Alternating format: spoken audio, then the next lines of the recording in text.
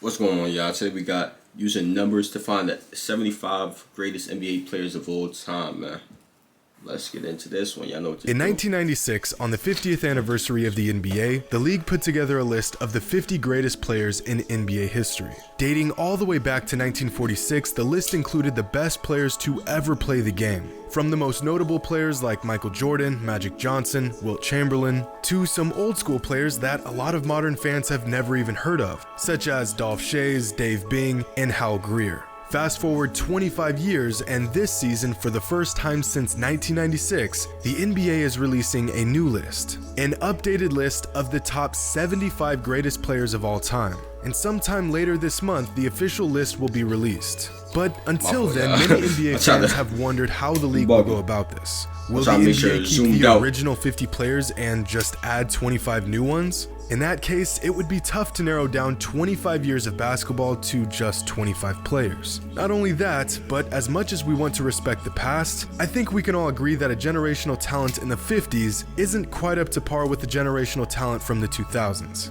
But this list is based off of the greatest players, not the best players. And there's a distinct difference there. A player can be exceptional, but due to many different variables like injuries and bad management, that player may never reach their full potential in terms of greatness. Tracy McGrady, Patrick Ewing, and Dominique Wilkins are all great examples of this. With a list this expansive ranging through 7 decades worth of NBA history, there is bound to be a lot of subjectivity. The official top 75 greatest players of all time list was voted on by a blue ribbon panel of media, current and former players, coaches, general managers, and team executives. But even with all that basketball knowledge and experience, there are bound to be entries that leave you baffled. Writers for USA Today Sports created their own list of the greatest 75 players ever. One writer voted for Robert Horry to be a part of the ultra-elite top 75. Another writer had Casey Jones above James Harden and Dwayne Wade.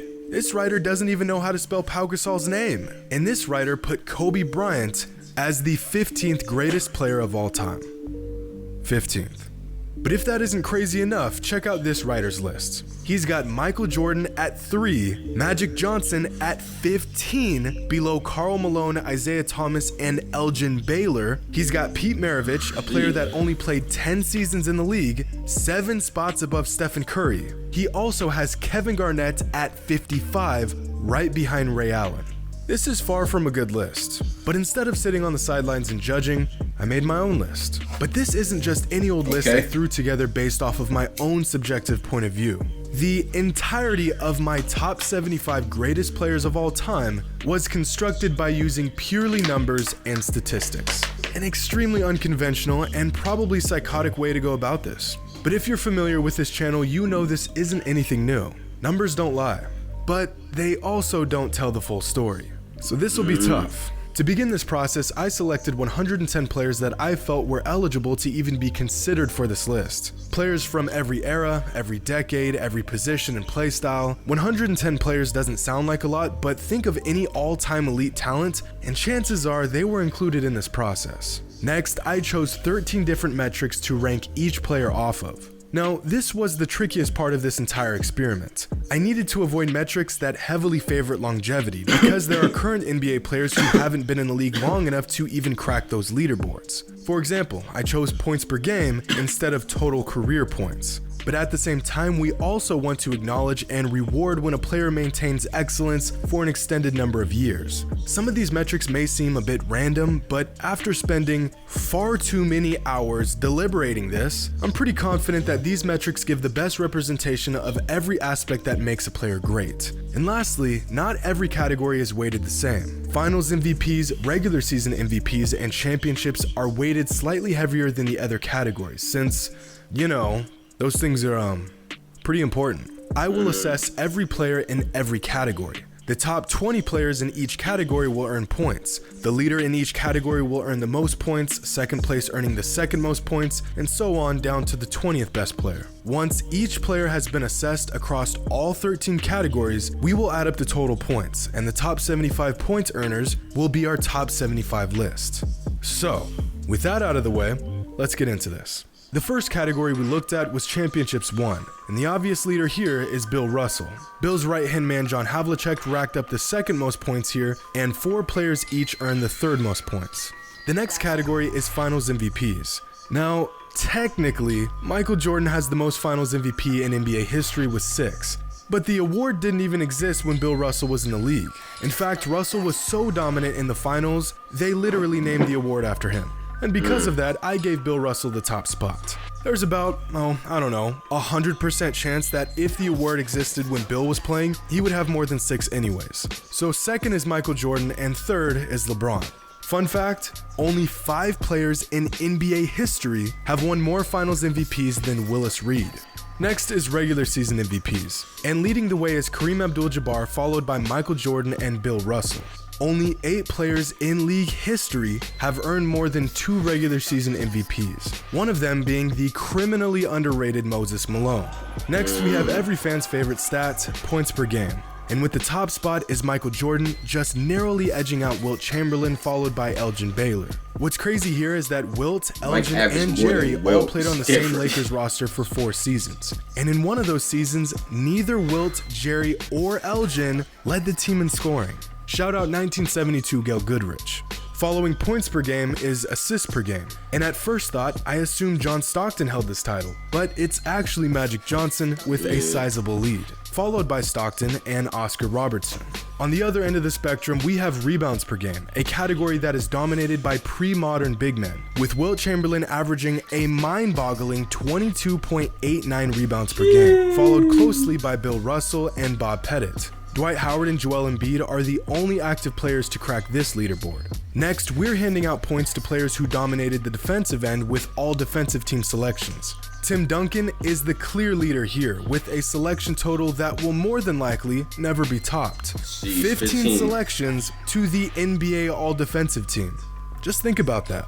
Most players don't even play 15 seasons in the NBA. Second is Kobe Bryant and Kevin Garnett, each with 12 selections apiece. Next, we're looking at all NBA team selections. This category, among the last one we just looked at, rewards sustained excellence, so there are players who aren't on this leaderboard but will be in years to come. Players like Stephen Curry, Kevin Durant, James Harden, Giannis, as well as a few others. But for now, we must assess these players based off of their body of work, and as it stands, the leaders here are LeBron, Kareem, and Kobe.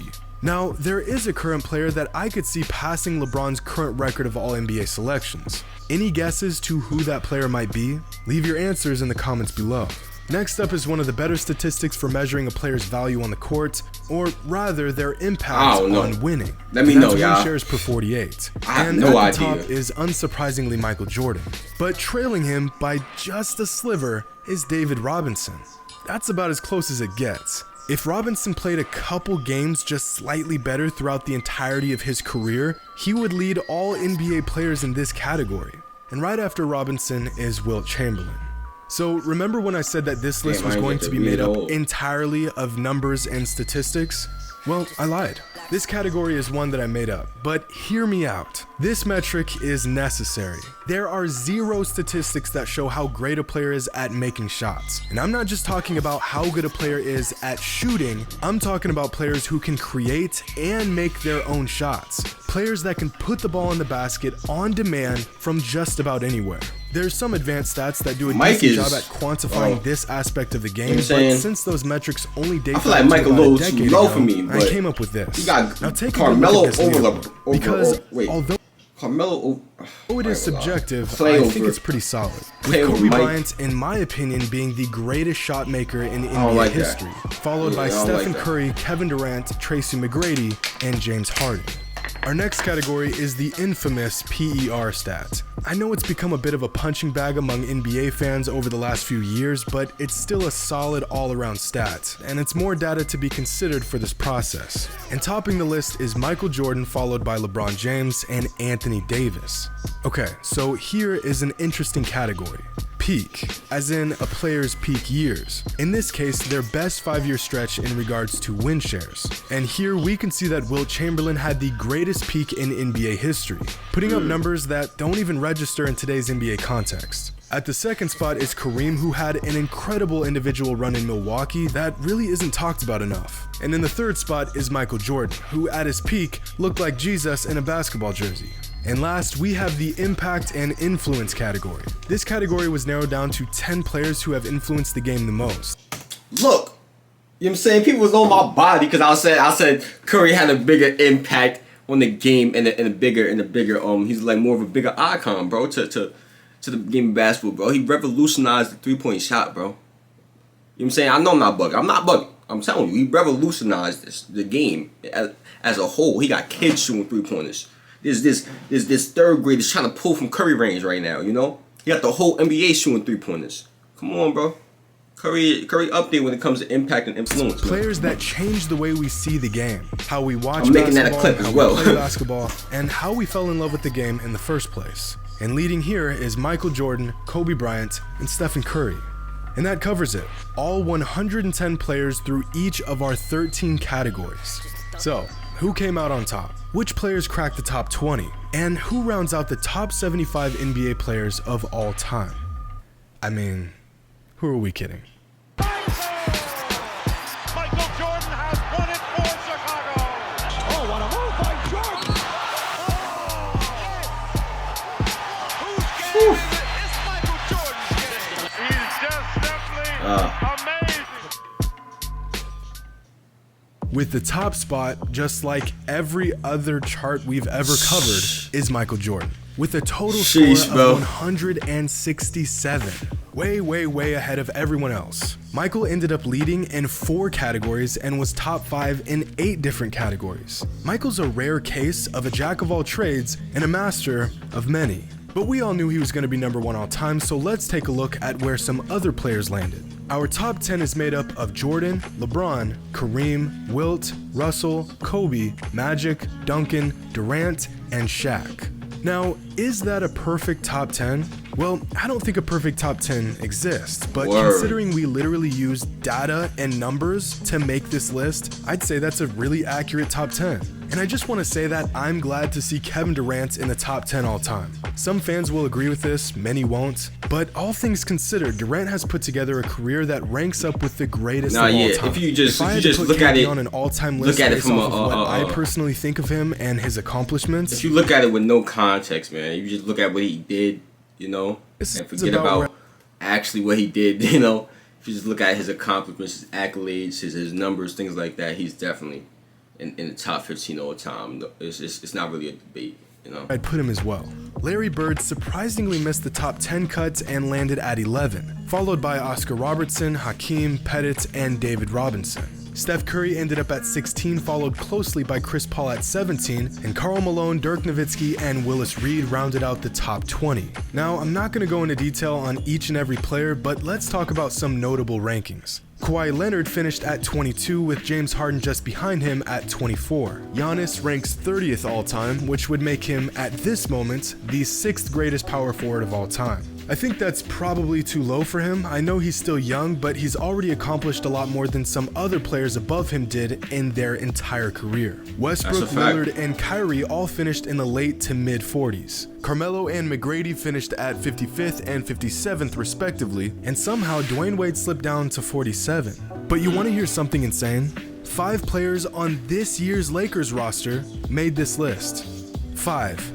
And Dwight Howard, who would have been the 6th player to make this list, just narrowly missed it. Some more interesting notes about this list: the 1984 and 1996 draft classes, both known as 2 of the best draft classes of all time, both have 4 players who made this list. But this particular stretch right here, from 1996 to 1998, produced 9 players that made this list, which is what I would consider to be the best stretch of NBA drafts in league history. Of the original 50 players from the NBA's official list in 1996, 36 of them made the cut this time around. And of the 75 players on this list, 18 of them are currently in the NBA.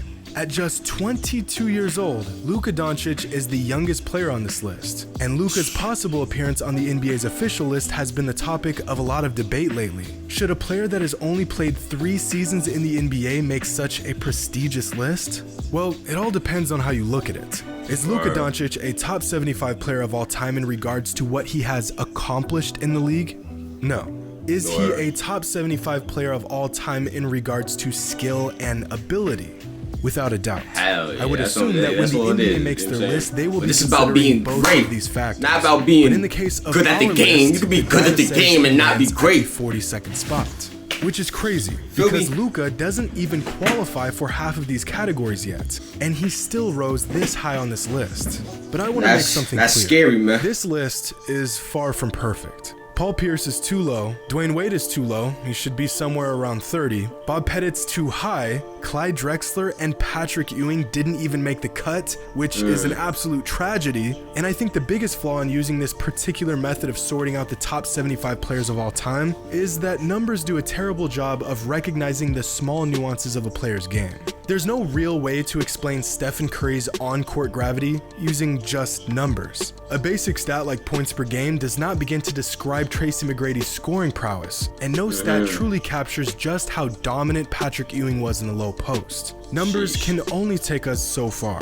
But you want to know the best part about this list? 95% of our entire process for deciding who lands where was based off of statistics, raw data, numbers on a computer screen. And we still came up with a better list than a lot of analysts and so-called experts. You can either use what they like to call the eye test to assess players, or you can use stats. I would like to think that most fans do a little bit of both. But to know that some individuals have an eye test that can lead them so far astray is baffling to me.